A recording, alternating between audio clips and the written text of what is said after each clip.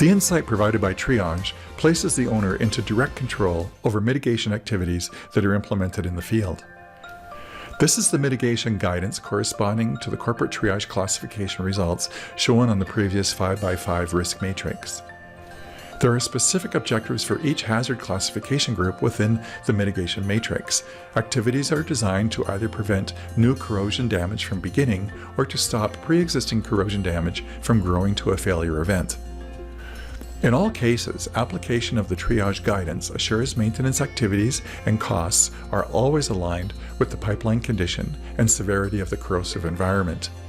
Misallocation of unnecessary expense onto pipelines that are not at all at threat of corrosion can be quickly eliminated by adoption of triage.